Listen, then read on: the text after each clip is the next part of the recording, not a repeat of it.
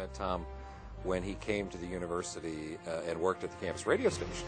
He eventually became the general manager of WSIN, and most people don't know this now to look at him, but he had hair down to the middle of his back, kept usually in a ponytail. He had the longest male hair on campus. He was the envy of many of the women on campus whose hair was not as pretty as Tom's.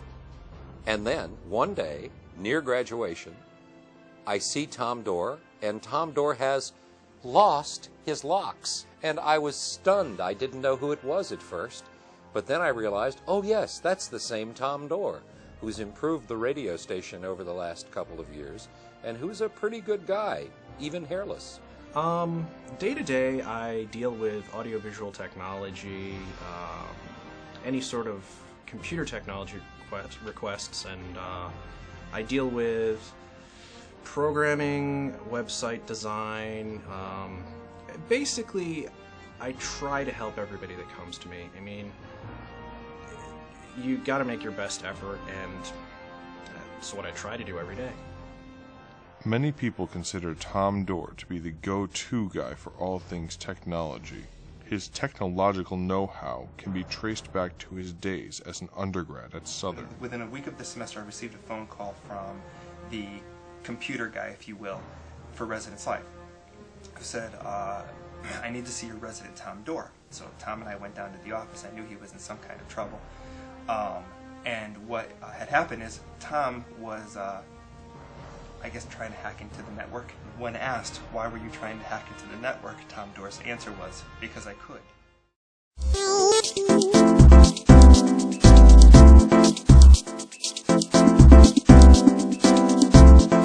Welcome to WSIN. We are student-run with loud voices and a variety of personalities. We bring you hot tunes with kicking beats all day long. There's practically something for everybody. WSIN is located at the Michael J. Adante Student Center, room 201, and it's mainly operated by 8 SESU students, including General Manager Sean McGrath. Well, we have a staff of about 8 people now, an e-board staff consisting of myself, music director, promotions director, production, webmaster, and so on, some other little positions that we have along the way there. And we all work together on a daily basis to run this station. WSIN gives students the opportunity to work in their respective field to gain experience that will help them on their career goals, no matter what it is. WSIN Radio is a tremendous experience for undergraduates. In fact, we're not exactly sure on these numbers, but about 60 to 70 students who have been members of WSIN have gone on to careers in broadcasting. WSIN gives me an opportunity to be on air and practice with, my vocals and reading things.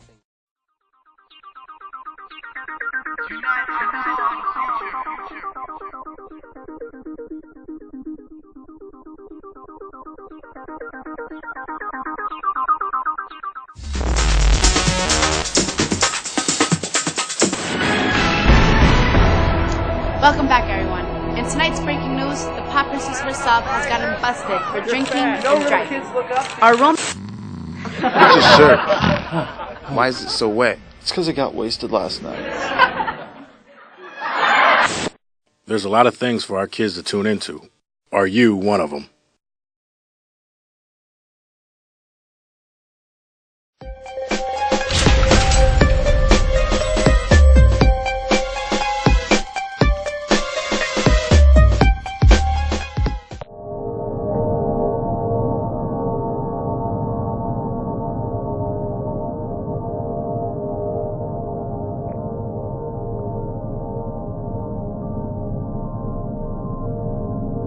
On June 18, 1929, the state of Connecticut developed plans to construct a mental institution hidden within the quiet hills of Newtown. And on June 10, 1931, the first cornerstone was laid for Fairfield State Hospital. On the 1st of June, 1933, the first patients were admitted. But being a mental institution, the patient-staff relationships were handled uniquely in contrast to regular medical facilities. We would interact with the patients and the staff on a group level, not a one-to-one, because some of the patients could have violent outbursts and be somewhat dangerous. So we would sit in a common room with them and have games to play, TV to watch. They would have music on. Some of the patients were agreeable with that, and others didn't want to have anything to do with you. When you look at the history of mental health and the challenges that people go through, I just tend to understand that and look upon it as, I'm sure this place was filled with many success stories. I'm sure many people came here and finished their lives here, and I just don't think there's anything